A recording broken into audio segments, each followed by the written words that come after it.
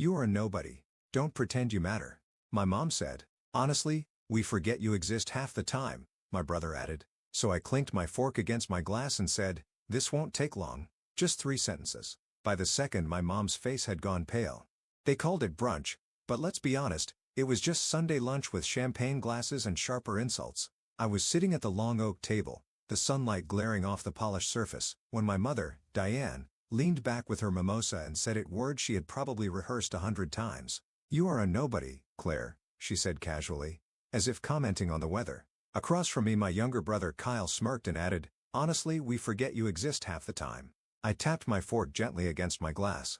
The sound was sharp in the thick silence that followed. Everyone looked at me, expecting a meltdown or maybe some desperate plea, but I didn't flinch. I had learned a long time ago that reactions were just weapons in the wrong hands. This won't take long, I said, voice steady. Just 3 sentences. Their faces twitched with curiosity, irritation. I reached into my bag, pulled out a plain black folder, and slid it across the table with 2 fingers. No speeches. No scenes. Just a quiet little offering on the altar of their arrogance. Diane hesitated before opening it. Kyle stopped chewing mid-bite. Mark, my mother's second husband, leaned in like he expected to see concert tickets. By the time Diane reached the 3rd page, her face had gone pale. Mark's chair scraped loudly against the floor as he stood up. Kyle just froze, forks suspended in mid-air. I smiled faintly. It was finally beginning. My name is Claire Morgan, but in my family I was little more than a shadow. If you asked my mother Diane, she would probably describe me as quiet or difficult, labels that made it easier for her to justify the way she treated me. If you asked my brother Kyle, he might not even remember I was there at all. Growing up, our house looked perfect from the outside. A neat lawn, smiling family photos in the foyer, matching sweaters at Christmas. But behind closed doors, it was a different story. It was a world where attention was currency, and I was always broke. Kyle, 2 years younger than me, was the golden boy. He could break a window and be called spirited.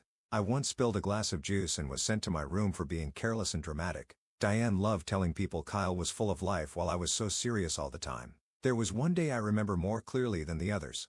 I had won a small art contest at school, a certificate and a ribbon.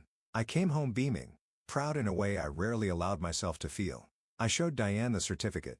She barely glanced at it before saying, "You really should focus more on science. Art won't get you anywhere."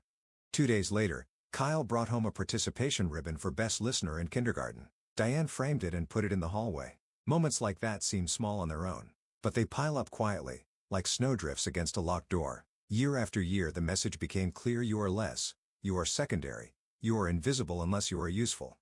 Holidays were the worst. Kyle would open gift after gift: electronics, video games, designer clothes. I would get practical things: socks, notebooks, sometimes items that looked suspiciously re-gifted. Once, I received a coffee mug that said "World's OK's daughter." I was 16. At family gatherings, Diane would boast about Kyle's bright future, about his natural charisma, while I sat at the edge of the room, smiling politely and pretending it didn't sting. If I dared to speak up, I was told I was jealous. If I stayed quiet, I was called ungrateful. Over time, I learned to make myself smaller, to take up less space, to lower my expectations to the bare minimum. Love wasn't unconditional in our house. It was a prize you had to win, and I was never fast enough, loud enough, or shiny enough to claim it. My father, Richard, was the only one who saw me not the perfect version Diane demanded, but the messy, curious, stubborn person I really was. He helped with homework, listened when I rambled about books, and never once made me feel like a burden. But even that small light would be snuffed out. At 12 years old, I learned just how easy it was for the people you trusted to rewrite your entire world and erase the parts that mattered most. It happened on an ordinary Saturday afternoon. I was sitting on the living room floor, eating a bowl of dry popcorn and flipping through channels without really watching anything. Kyle was upstairs playing video games. Diane was scrolling on her phone, her face illuminated by the blue light of the screen. Then without warning she muted the television and turned to me. Her voice was unnervingly calm.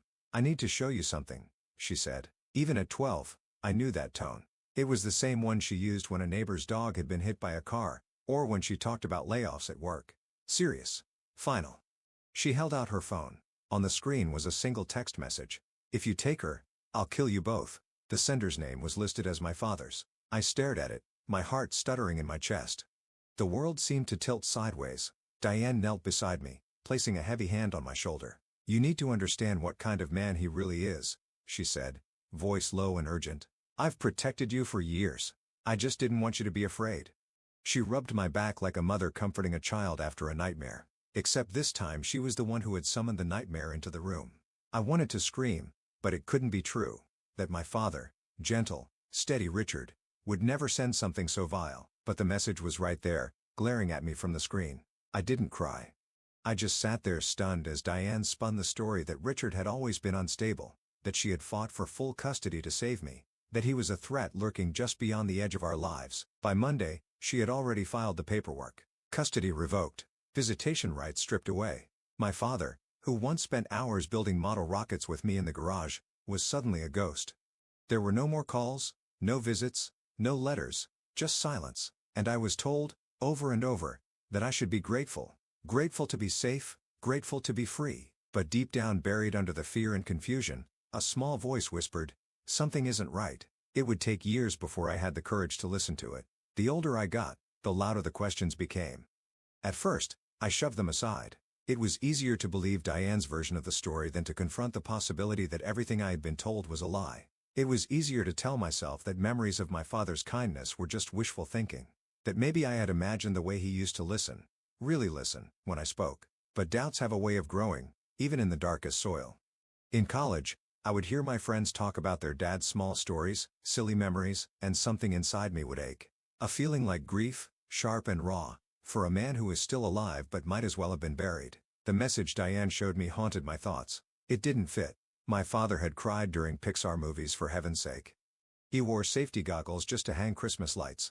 How could that man have written something so violent, so cruel? I told myself to let it go, to move on, to be grateful, just like Diane had taught me. But the questions wouldn't die. One night, after a particularly bad day, a promotion at work ignored by my family, another passive-aggressive dinner where I was asked if I was still doing that little office job, I found myself staring at my phone. Without thinking too much before I could talk myself out of it, I typed a message to the only number I still remembered by heart. "Hi, I don't know if this is still your number, but I wanted to say hello, Claire." I hit send, heart pounding. 15 minutes later, my phone buzzed. "Claire, I've been waiting 10 years for this." That was all it took. The walls I had carefully built around the truth began to crack. We agreed to meet 3 days later at a park halfway between our cities. Neutral ground. Public. Safe. I was terrified he would look different. Harsher. That my memories would crumble when faced with the real man. But when I saw him sitting there on the bench, coffee in hand, wearing the same worn leather jacket he used to wear on chilly mornings, I knew. It wasn't my memories that had been wrong. It was everything else. We sat on that park bench for hours, the cool autumn air swirling around us. At first we spoke about nothing. The weather, his job, books, safer ground, but eventually I asked the question that had haunted me for a decade. "Did you send that message?" He didn't flinch. He didn't protest. He simply shook his head and said, "No, Claire, I never would." He didn't cry. He didn't try to beg for my forgiveness. He just looked at me the way he used to steady certain sad. And something inside me settled. Not because he had proof, but because for the first time in years my gut stopped screaming. Still, I knew believing wasn't enough. Not for what had been taken, not for what had been done. I had to know the truth. It started with curiosity, but quickly turned into a mission. I wasn't a hacker. I wasn't some TV detective. I was just a daughter who needed answers. So I did the only thing I could think of. I trained. I took night classes. I studied. I became a licensed private investigator specializing in digital forensics and background tracing. Not the glamorous kind of PI work you see in movies, the real kind. Quiet, careful. And when I was ready, I moved back home. I told Diane I had lost my job, told her I couldn't afford my apartment anymore, that I needed a little time to get back on my feet. She rolled her eyes but agreed, gave me the laundry room, made it clear that I was there on sufferance, that every load of dishes I washed, every carpet I vacuumed was my rent. Perfect. While Diane and Mark went about their lives assuming I was defeated, I worked in secret, nights spent combing through old computers stashed in closets, afternoons slipping into Mark's home office when he was at work. The breakthrough came in the most unexpected place: a battered laptop shoved behind a stack of old sweaters in Diane's closet.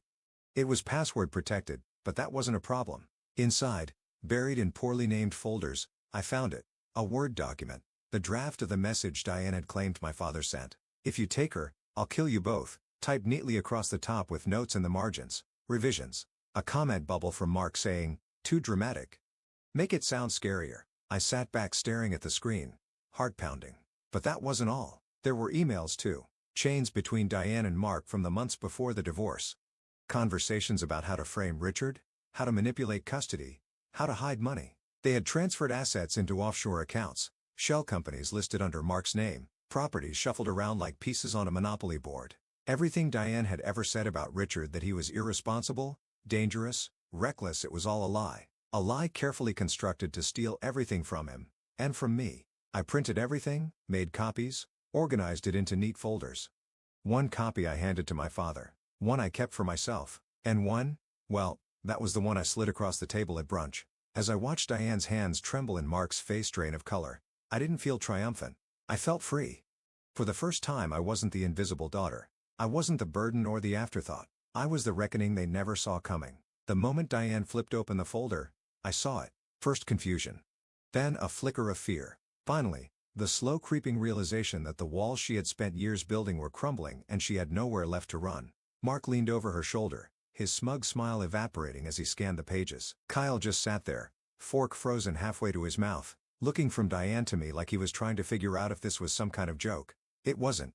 Diane's fingers trembled as she turned the pages, each one hitting the tablecloth with a soft accusing thud. By the time she reached the final document, a complete trail of the stolen assets and the fabricated message, her face had gone ghost white. "You little," she whispered under her breath, voice trembling with rage. Mark shoved back his chair, the legs scraping loudly across the tile floor. "You said you deleted that stuff," he hissed to Diane, completely forgetting I was still standing there. I rose slowly from my chair, adjusting my sweater like I had all the time in the world. I slipped my bag over my shoulder and looked each of them in the eye, one by one. "The originals," I said calmly, "are already with people who matter. This was just for your personal enjoyment." Diane opened her mouth like she was about to say something, some excuse, some denial, but no words came out. Only a small, desperate gasp. I didn't wait for a response. I turned and walked out of that house without a second glance. No shouting, no tears, just the truth, laid bare, like a wound that had finally been exposed to daylight. I didn't even bother to grab my coat. It wasn't cold enough to stop me, and honestly I needed the symbolism more than I needed the warmth. Behind me, the house was a beehive of panic. I could hear Mark's voice rising, demanding to know what else I had found. Diane's sharp, panicked whispers. Kyle calling after me weakly, as if somehow I was the one who had broken the family apart. But I knew better. They had shattered it themselves long ago. I had only pulled back the curtain. Later that night my phone buzzed with a series of frantic messages. From Kyle, "What the hell did you just do?" Then, "Mom's freaking out. Mark's yelling. They won't tell me anything." From Diane, just one line. "You're not done. Don't think you're done." I smiled at the screen, the kind of smile that comes from a deep, exhausted peace. They thought they could control the story, that they could control me, but the truth was out now, and it was just getting started. The silence after I walked away was almost louder than the shouting I had left behind. For the first time in years, I didn't feel guilty for it. I checked into a small short-term rental on the other side of town under a different last name. Nothing flashy, just enough distance to breathe while the blast radius unfolded. 2 days later my father knocked on the door. He didn't say hello. He just stood there, a thick envelope tucked under one arm, a tired but genuine smile on his face. "I got the call," he said simply. "It's happening." The lawyer had filed everything: a petition to reopen the custody case, charges to pursue financial fraud, a motion to clear his name. It was already moving forward faster than either of us had dared to hope. I let him inside, made 2 mugs of tea, and we sat on the worn couch like it was the most normal thing in the world. "Do you want to know how I found it all?" I asked, after a while. He nodded, his hands wrapped around the mug like it was the only thing anchoring him. So I told him not every detail, not yet, but enough. When I finished he just shook his head slowly and said, "You didn't have to do this." I met his eyes, steady and clear. "I didn't do it for you," I said. "I did it for me." Meanwhile, back at Diane's house, the fallout had begun. The legal notice arrived in a thick formal envelope. Certified mail. Signature required. I wasn't there to see it, but I heard from a neighbor Diane screamed when she read it loud enough for half the block to hear. Mark tried to act unaffected, but his name was all over the documents. Kyle kept texting me, desperate, confused. "You don't have to do this," he said. "We can fix this," he begged. But they didn't understand. This wasn't something broken that could be patched over with apologies and fake tears. This was justice finally coming home. And I wasn't going to stop it. I used to think closure would look like a grand confrontation, a courtroom showdown, a public apology, a sweeping moment of redemption. But real closure, it turns out, is quieter. It's choosing yourself over the people who never really chose you. It's waking up in the morning and realizing you don't owe anyone an explanation for existing. In the weeks that followed, Diane's world unraveled exactly the way you'd expect when someone builds their life on lies. So legal summonses, frozen accounts, friends and neighbors quietly pulling away once the truth started to leak out. Mark tried to separate himself from the disaster, but the paper trail was too clear, too damning. Kyle's sweet, clueless Kyle kept sending me messages for a while. Half-hearted apologies mixed with angry accusations. He never quite decided whether I was the villain or the victim. Eventually the messages stopped. The house where I had once slept in a laundry room was put up for sale. Quietly, desperately, like they could erase the history written in every cracked tile and faded photograph. I didn't feel triumph. I felt free. For the first time in my life, I wasn't trapped in someone else's narrative. I wasn't the invisible daughter or the backup plan. I was just me. I rebuilt my life slowly, carefully. I started my own consulting business using the skills I had sharpened in the shadows. I rented a small, sunlit apartment with real wood floors and windows that looked out over a park instead of a driveway. My father and I had coffee every Sunday, no longer strangers tethered by old wounds, but two people building something new, something honest. It wasn't perfect. Healing never is, but it was real. And that was enough. If you're listening to this and you've ever felt invisible, ever been made to believe that your worth depends on someone else's ability to see it, hear me now, you matter. Your voice matters. The truth, no matter how long it takes to surface, matters. You don't have to carry their lies forever. You don't have to keep proving yourself to people who are committed to misunderstanding you. Sometimes, the best revenge isn't anger, it's peace. It's building a life so full, so genuine, that they can no longer touch it. And if you're ready to start writing your own story, one where you are the main character, I'm right here with you. If this story resonated with you, please like, share and comment below. Your story deserves to be heard too. And remember, sometimes the quietest victories echo the loudest.